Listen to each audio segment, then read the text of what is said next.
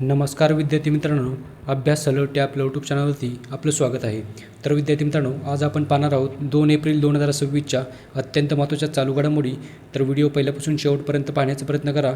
अतिशय महत्त्वाचे आणि निवडक प्रश्न असणार आहेत, जे की तुम्हाला कोणत्याही स्पर्धा परीक्षेमध्ये डायरेक्ट विचारले जाऊ शकतात. तर विद्यार्थी मित्रांनो बघा, आजचा प्रश्न क्रमांक 1 आहे.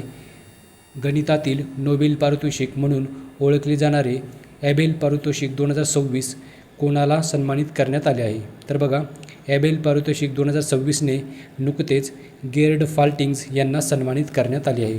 तर ऑप्शन नंबर सी याचं उत्तर असणार आहे विद्यार्थी मित्रांनो.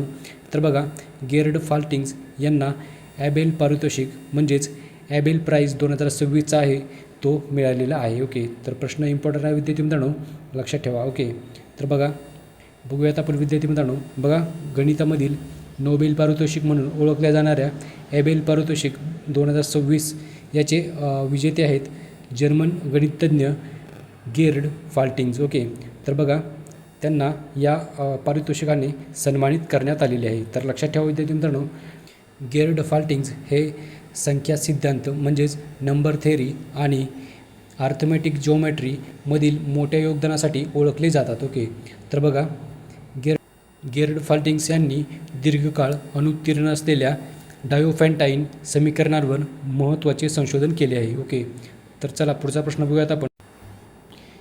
तर विद्यार्थी मित्रांनो बघा, प्रश्न क्रमांक 2 आहे. QS वर्ल्ड युनिव्हर्सिटी रँकिंग 2026मध्ये कोणती भारतीय संस्था पहिल्या स्थानावर विद्यापीठ म्हणून गणली गेली आहे? तर विद्यार्थी मित्रांनो बघा, प्रश्न महत्त्वाचा आहे. याचं उत्तर असणार आहे ऑप्शन नंबर ए म्हणजेच IIT दिल्ली ही जी संस्था आहे ती QS वर्ल्ड युनिव्हर्सिटी रँकिंग 2026मध्ये पहिली भारतीय संस्था म्हणजेच ही जी भारतीय संस्था आहे ती पहिल्या स्थानावर विद्यापीठ म्हणून गणली गेलेली आहे. ओके, तर लक्षात ठेवा विद्यार्थी मित्रांनो. चला बघूयात आपण विद्यार्थी मित्रांनो याबद्दल. QS वर्ल्ड युनिव्हर्सिटी रँकिंग 2026नुसार भारतातील पहिल्या क्रमांकावर असलेली संस्था म्हणजे Indian institute of technology Delhi म्हणजेच IIT दिल्ली ही जी संस्था आहे ती भारतामध्ये पहिल्या स्थानावर आहे. तर बघा, जागतिक स्थानावरती ही संस्था म्हणजेच IIT दिल्ली ही संस्था 123 या क्रमांकावर आहे. लक्षात ठेवा. तर बघा, म्हणजेच QS वर्ल्ड युनिव्हर्सिटी रँकिंग 2026मध्ये भारतातील सर्वोच्च विद्यापीठातून IIT दिल्लीला मानांकन मिळालेले आहे. ओके, तर बघा, QS वर्ल्ड युनिव्हर्सिटी रँकिंग 2026मध्ये जगात पहिल्या क्रमांकावर असलेले विद्यापीठ आहे मॅसॅच्युसेट्स इन्स्टिट्यूट ऑफ टेक्नॉलॉजी म्हणजेच MIT. बघा, मॅसॅच्युसेट्स इन्स्टिट्यूट ऑफ टेक्नॉलॉजी जी की अमेरिका या देशामध्ये आहे, ही जी संस्था आहे ती पहिल्या क्रमांकावर आहे. तर लक्षात ठेवा.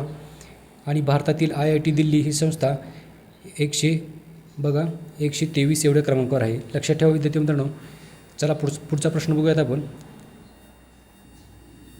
प्रश्न क्रमांक 3 आहे बघा, ऊर्जा संकटाच्या वेळी युरोपियन युनियनमध्ये शिधावाटप लागू करणारा पहिला देश कोणता म्हणला आहे?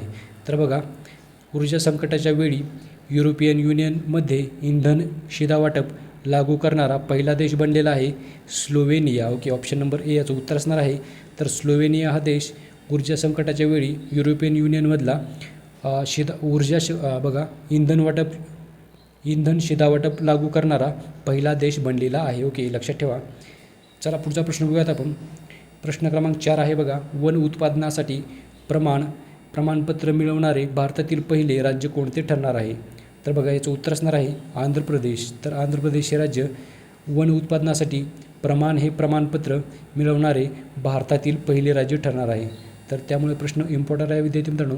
तर लक्षात ठेवा, आंध्र प्रदेश या राज्याची राजधानी आहे अमरावती. तर चला विद्यार्थी मित्रांनो बघूयात आपण याबद्दल. बघा, प्रमाण म्हणजेच प्रोग्राम फॉर फॉरेस्ट सर्टिफिकेशन. बघा, हे जे प्रमाणपत्र आहे ते मिळवणारे भारतातील पहिले राज्य म्हणजे आंध्र प्रदेश हे आहे. ओके, तर बघा विद्यार्थी मित्रांनो, प्रमाण म्हणजेच काय? तर वन उत्पादनांचे प्रमाणन. ओके, तर बघा, याचा उद्देश काय असणार आहे? तर शाश्वत म्हणजेच सस्टेनेबल वन व्यवस्थापन करणे असा याचा उद्देश असणार आहे. चला पुढचा प्रश्न बघूयात आपण. प्रश्न क्रमांक 5 आहे बघा, नुकतेच इराणच्या नवीन सुरक्षा परिषद प्रमुखपदी कोणाची नियुक्ती झाली आहे? तर बघा, याचं उत्तर असणार आहे ऑप्शन नंबर बी म्हणजेच मोहम्मद बागेर झालघाद्र. ओके, तर यांची नुकतीच इराण या देशाच्या नवीन सुरक्षा परिषद प्रमुखपदी नियुक्ती झालेली आहे. ओके, तर लक्षात ठेवा इराण या देशाची राजधानी आहे तेहरान. चला पुढचा प्रश्न बघूयात आपण. प्रश्न क्रमांक 6 आहे बघा. 69व्या अखिल भारतीय पोलीस कर्तव्य मेळावा कोठे आयोजित होईल? तर बघा 69वा जो अखिल भारतीय पोलीस कर्तव्य मेळावा जो आहे तो महाराष्ट्रामधील नागपूर येथे आयोजित होणार आहे. ओके, तर लक्षात ठेवा विद्यार्थी मित्रांनो. चला बघूयात आपण विद्यार्थी मित्रांनो. 69वा अखिल भारतीय पोलीस कर्तव्य मेळावा हा जो आहे तो नागपूर येथे आयोजित करण्यात आलेला आहे. तर बघा याचा कालावधी म्हणजे 29 मार्च ते 3 एप्रिल या दरम्यान हा आयोजित होणार आहे. तर बघा महाराष्ट्रामध्ये हा आयोजित होणार आहे आणि हा एक राष्ट्रीय स्तरावरील पोलीस स्पर्धा मेळावा आहे. तर लक्षात ठेवा. प्रश्न क्रमांक 7 बघूयात आपण. भारताने 2035पर्यंत एकूण स्थापित वीज क्षमतेपैकी किती टक्के क्षमता जीवाश्म इंधनाव्यतिरिक्त स्रोतांकडून मिळवण्याचे लक्ष्य ठेवले आहे? तर बघा याचं उत्तर असणार आहे ऑप्शन नंबर सी, म्हणजेच 60% हे लक्ष्य ठेवलेले आहे. ओके, तर चला विद्यार्थी मित्रांनो बघा याचा उद्देश काय असणार आहे. तर बघा याचा उद्देश आहे कार्बन उत्सर्जित कमी करणे, म्हणजेच कार्बनचे उत्सर्जन कमी करणे, तसेच स्वच्छ ऊर्जेला प्रोत्साहन देणे आणि क्लायमेट टार्गेट्स पूर्ण करणे असा याचा उद्देश आहे. तर विद्यार्थी मित्रांनो बघा प्रश्न क्रमांक 8 आहे.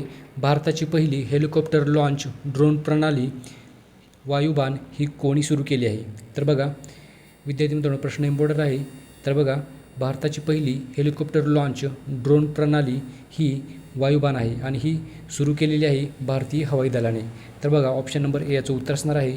तर भारतीय हवाई दलाने भारताची पहिली हेलिकॉप्टर लॉन्च ड्रोन प्रणाली वायुबाण ही सुरू केलेली आहे. तर बघा बघूयात आपण याबद्दल. भारताची पहिली हेलिकॉप्टर लॉन्च ड्रोन प्रणाली जी आहे ज्याचं नाव आहे वायुबाण ही सुरू केली आहे भारतीय हवाई दलाने. ओके, म्हणजेच इंडियन एअरफोर्सने. तर बघा वायुबाण ही एक प्रगत ड्रोन प्रणाली आहे आणि ही हेलिकॉप्टरमधून थेट ड्रोन लॉन्च करण्यासाठी म्हणजेच करण्याची क्षमता लष्करी ऑपरेशन्स अधिक वेगवान आणि सुरक्षित बनवते. ओके, तर बघा काय होणार आहे की वायुबाण ही जी ड्रोन प्रणाली आहे ती डायरेक्ट हेलिकॉप्टरमधून ड्रोन लॉन्च करण्याची क्षमता याच्याकडे असणार आहे. ओके, तर लक्षात ठेवा विद्यार्थी मित्रांनो. चला पुढचा प्रश्न बघूयात आपण. प्रश्न क्रमांक 9 आहे बघा. महिला आणि तृतीयपंथी व्यक्तींना स्वयंरोजगार देण्यासाठी दुर्गा योजना कोणी सुरू केली आहे? तर विद्यार्थी मित्रांनो बघा दुर्गा योजना ही सुरू केलेली आहे दिल्ली सरकारने. ओके, ऑप्शन नंबर सी याचं उत्तर असणार आहे. तर दिल्लीने ही दुर्गा योजना सुरू केलेली आहे. तर कशासाठी? तर महिला आणि तृतीयपंथी व्यक्तींना स्वयंरोजगार देण्यासाठी. तर लक्षात ठेवा. चला बघूयात आपण. बघा महिला आणि तृतीयपंथी व्यक्तींना रोजगार देण्यासाठी आणि तसेच प्रोत्साहन, आर्थिक मदत, प्रशिक्षण आणि व्यवसाय सुरू करण्यासाठी सहाय्य करण्यासाठी ही जी योजना आहे ती सुरू करण्यात आलेली आहे. तर बघा याचा उद्देश काय असणार आहे? तर आर्थिक सशक्तीकरण आणि समावेशन करणे. चला पुढचा प्रश्न बघूयात आपण. प्रश्न क्रमांक 10 आहे बघा. अर्थ अवर डे म्हणजेच अर्थ अवर डे बघा अर्थ अवर डे 2026 कधी साजरा केला गेला? तर याचं उत्तर असणार आहे ऑप्शन नंबर बी, 28 मार्च रोजी अर्थ अवर डे हा साजरा करण्यात आलेला आहे. ओके, तर लक्षात ठेवा विद्यार्थी मित्रांनो. बघा हा जो उपक्रम आहे तो वर्ल्ड फंड फॉर नेचर बघा म्हणजेच WWF द्वारे चालवला जातो आणि दरवर्षी मार्च महिन्याच्या शेवटच्या शनिवारी हा साजरा करण्यात येतो. ओके, तर लक्षात ठेवा विद्यार्थी मित्रांनो 2026मध्ये 28 मार्च रोजी हा साजरा करण्यात आलेला आहे. ओके, तर लक्षात ठेवा. आणि याचबरोबर आजच्या दिवसाचे जे करंट अफेअर्सचे प्रश्न होते ते सर्व आपण या व्हिडिओमध्ये कव्हर केलेले आहेत. तर विद्यार्थी मित्रांनो भेटूयात आपण उद्या. धन्यवाद.